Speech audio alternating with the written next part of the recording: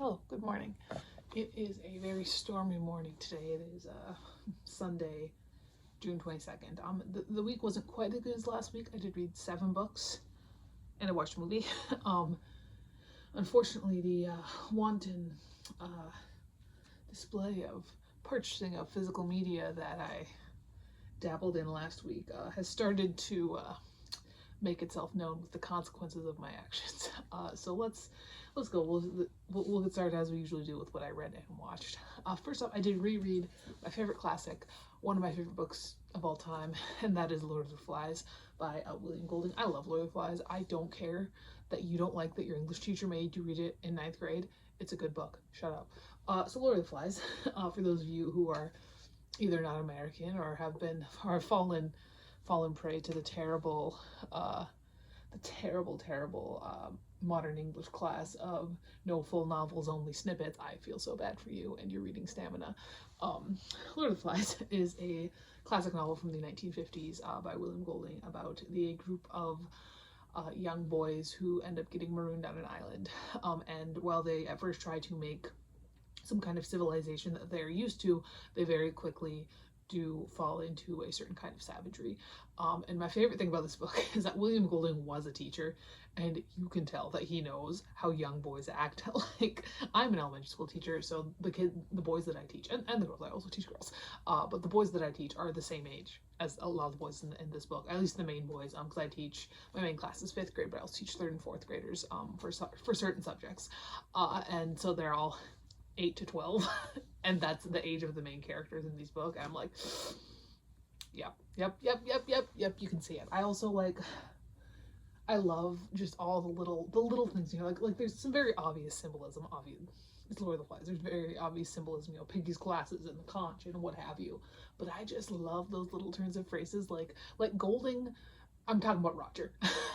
Like, Golding puts so much on Roger with just a sentence every couple chapters, and you're like, oh yeah, like that, yeah, yep, that's how it is. And I love Lord of the Flies. I think it's a beautiful novel. Just the writing is gorgeous. I love Lord of the Flies so much. I give it 5 out of 5 stars. Obviously, it's like my 3rd favorite book of all time, honestly. So there was that. Then I read my first of a couple of manga. The first one, I read Bungo Stray Dogs Volume 2 by Kafka Asagiri and Sango Harukawa. The art style, very fun. I have read the first volume of the series about 3 times, and I never moved on. However, within the past couple years, I just purchased, I think, volumes like 1 through 5 or something like that, and they're stuck in the book wall, so I did finally continue the series for the first time in my life. And I really enjoy it. So Bungo Stray Dogs is a series about this. It's about this guy, and he has been thrown out of an orphanage that he had lived in, because he's like older teen. I think he's like 16, 15, 16, something like that. And he realized that he is he's a were-tiger, essentially. Sorry for spoiling the first volume. He's the were-tiger. And he ends up falling in with this detective agency where everybody has these powers. And we focus a lot on this guy in this book, and I think he's hilarious. I love him. The series it's very fun. It's very funny. It does feel very 2010s to me in a lot of ways, which is very comforting to me as somebody who was a teenager in the 2010s. I give it 4.5 out of 5 stars. I'm glad I have like 3 more volumes in the book wall, which is not looking so hot. I know. Don't look at it. Don't look at it. I'm gonna sit right here so you can't fucking see it. I give it 4.5 out of 5 stars. Excited to continue on. All right. Then I started a rash of male fiction that went on for 5 straight books, to the point where people, because every time I finish a book, I put it on my Snapchat story. And this went on for so long that I had multiple people being like, that's a lot in a row. And I'm like, hashtag pride. So we started with You and I Rewritten by Chip Pons, which is a Rainbow Crate special edition. It is gorgeous. I love it. It's beautiful. But this follows a young man who is just getting his start into the publishing world, and he ends up falling in love with his boss. It's very cute. I really enjoyed it, honestly. This is one of those ones where, like, it wasn't my favorite of favorites, but I did go and look up Chip Pons on Amazon after I read it, just to be like, I don't know, kind of should see if you've written anything else. I thought it moved kind of quickly. I understand there was a lot of things that wanted to get done here, so we kind of needed to get the main couple together within the first half of the book, but like we could have just made the book longer. Like, it's a very short book. It could have been longer, and then it would have been able to be a little bit more paced out, you know, so it wasn't just constant, like, just like right away. It was very rushed, like, and the main love interest didn't really seem to have much of a personality other than the fact that he's very serious about his work. I give it 4 out of 5 stars. It was pretty good though. Like I said, like it's pretty good. It's pretty good. Just had a couple of little things there. Then I read the other manga. I read volume 4 of Given by Natsuki Kizu. I fucking love Given. It's gorgeous. It's such a gorgeous series. This one, we are focusing a lot on the drummer and the bassist. Most particularly kind of the drummer. We learn about his roommate and kind of his past here. Given is a series about this band, and they're all pretty gay for each other. I enjoyed it. I remember not being super impressed with volume 3, but this one I really did enjoy. It's very small, especially compared to a lot of the other volumes. But I do think that it showed us some really interesting character stuff when it comes to the drummer and the bassist. Yeah, 5 out of 5 stars. I have a couple more of these in the book wall as well. Very excited about it. All right, then probably, if you don't count Lord of the Flies, my favorite book of the week, Confidence by Raphael Frumkin.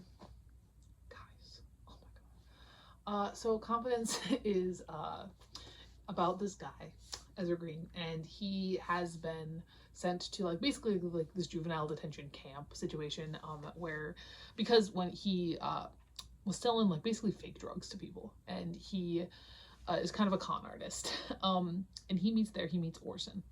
And Orson has one thing that Ezra does not. Orson has a kind of a natural chemistry to him, a natural kind of charisma, and Ezra falls completely in love with him.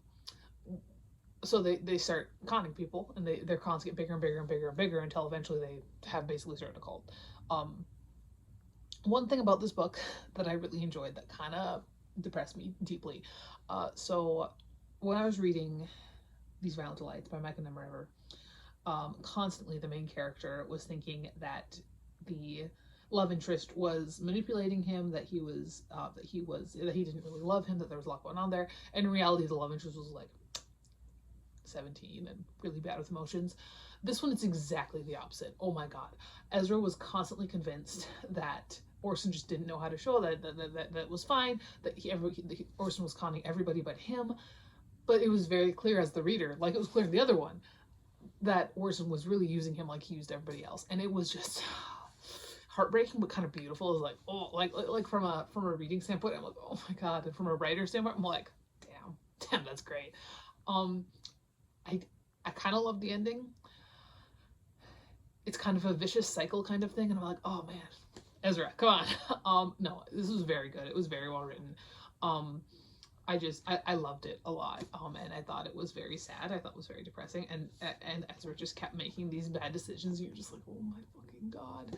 5 out of 5 stars. All right. Then I read The Smile Has Left Your Eyes by Danielle and Dawson. Jesus fucking Christ. Torture porn, thy name is The Smile Has Left Your Eyes. I swear to God. The Smile Has Left Your Eyes. We follow Aspen Ace, who is a high school baseball player. Unfortunately, he's also gay and in the most cartoonishly homophobic town you've ever met in your entire life. It's even more cartoonishly homophobic than the cartoonishly homophobic town in the last book I read last week.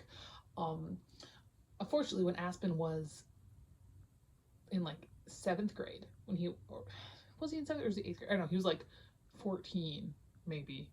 So he would have been in 8th grade then. But I think the author said 7th grade, but then she called him 14, so I don't know. Either way, he was in late middle school. He was about 13, 14 years old. His brother caught him looking at his best friend in a way that his brother didn't like. He's like, what's going on?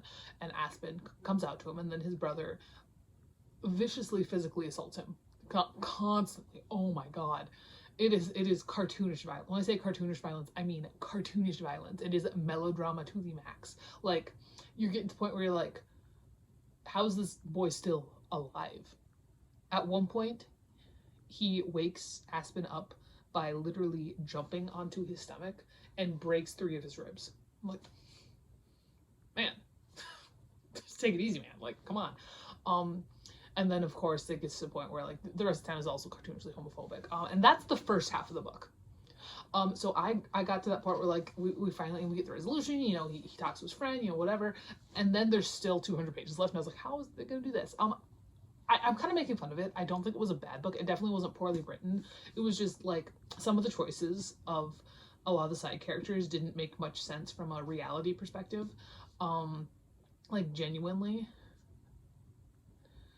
the parents found out that the reason why their son said be taken to the emergency room is because their older son is literally using him as like a human punching bag, and they're like, but he's gay. I'm like, hello? Like, I know there are evil people in the world, but are they all in this one town? Like, everybody? So, I did give it 4 out of 5 stars. Like, and I do think that the second half of the book, where he's away from the town, and this book does take place over like a couple of years, where he's away from the town and he's kind of fallen in with people. I think that worked a little bit better because all the side characters weren't cartoonishly evil. And again, the writing was pretty good. 4 out of 5 stars. Very melodramatic. If you were looking for melodrama and exceeding violence, you could do worse. Worse is the next book I'm going to talk about. But before that, I watched a movie, and this movie is on a lot of disturbing movies list. It is a Greek film from 2010. It is Dogtooth. So Dogtooth. Okay. So Dogtooth. Dogtooth follows this family, and the husband and the wife, they have raised their children in absolute isolation of in society in general. And so these children, they are not really children. I think the younger sister is probably 17 youngest, and then the older sister and the brother are definitely at least in their early 20s, mid-20s situation. But they're very childish yet. Like they wrestle over toys and they don't really understand things. However, said like their older the brother, he's probably 25. And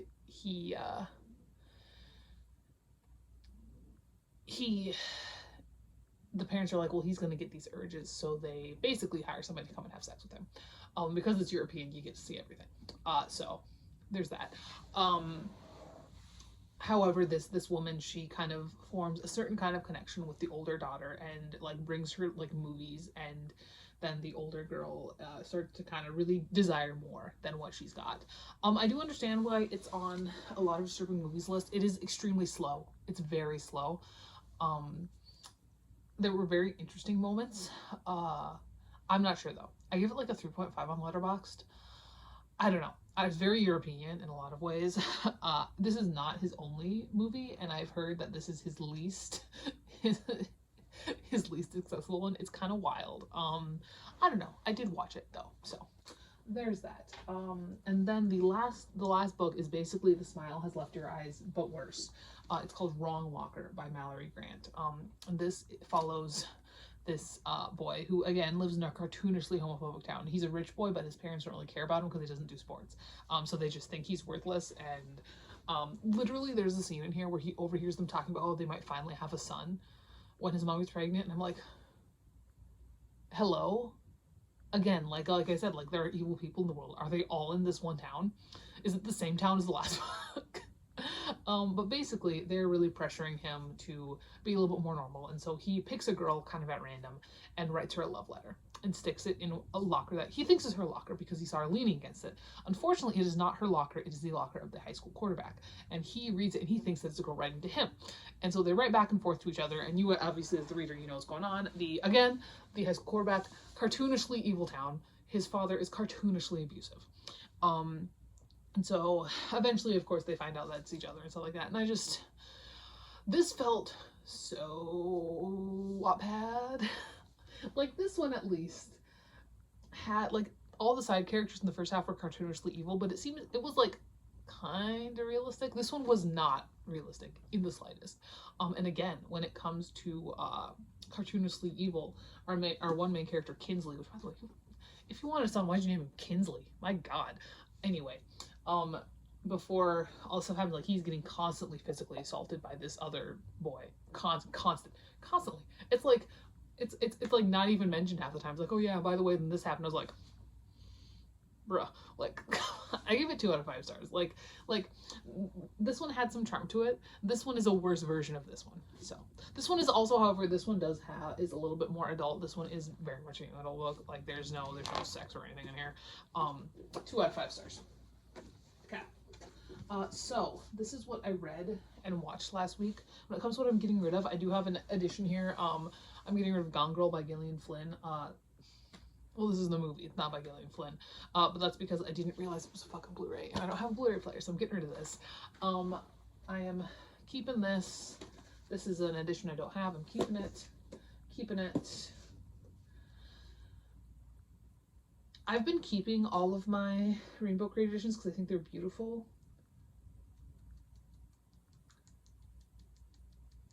But I think I'm gonna get rid of this one. Keeping, and I'm getting rid of both of these. So there's all of that. Then what I received, I do have a lot of stuff here. Like I said, the consequences to my actions of my just splurge last week have come in. So first I have some movies, TV shows. I do have the first season of Stranger Things. This looks like it's one of the cute ones that like looks like a VHS. So I do have this. I also have a childhood movie on VHS, and that is The Pagemaster. And this was one of my favorite movies as a kid. I used to check it out from the library all the time. I loved it so much. So I picked it up. I don't know what reminded me of it again. I know I read Dr. Jekyll and Mr. Hyde last year, and that reminded me of The Pagemaster. I don't know what reminded me of it again, but I did pick it up. And then I also picked up a DVD of Corpse Party Tortured Souls. Alright, now the books, I did pick up a past box of Rainbow Crate because I'm not getting the subscription anymore, but I do sometimes pick up past box on their shop. This is only $25, which is a plus because the subscription is $60 a month. This was the Outsiders box. I think it was from June 2024, and that does come with a special edition of Trailer Park Prince by Andre L. Bradley, which is so pretty. In love. I love it. As well as a special cover of the traditionally published The Ballad of Jacquot de la Haye by Bryony Cameron. The original cover is, that's right, I think the original cover is honestly kind of better, but whatever. And then I was like in a big Victor Hugo mood for some reason, so I did pick up a copy of Les Mis. I have read Les Mis. This one, however, does not have the tiniest font in the world, so now when I can reread it without wanting to kill myself. Okay. I did also pick up The Last Day of a Condemned Man, and the whole, I think, real reason why is because I wanted a copy of The Man Who Laughs, because I wasn't aware that Victor Hugo had written it. I was aware of it as a movie, but I wasn't aware that it was based on a book by Victor Hugo, so I picked it up. I did get a New Yorker. This is the June 16th New Yorker, and then I've got some that I picked up on Amazon. I picked up Young Mungo by Douglas Stewart, which I was just kind of interested in. This book is just like, it's so solidly made and it feels so nice. I just, I did also pick up the new Chuck Wendig. I picked up The Staircase in the Woods, which seems very No Sleep inspired. I guess we'll see what's going on there. But I'm just like, really? Staircase in the Woods?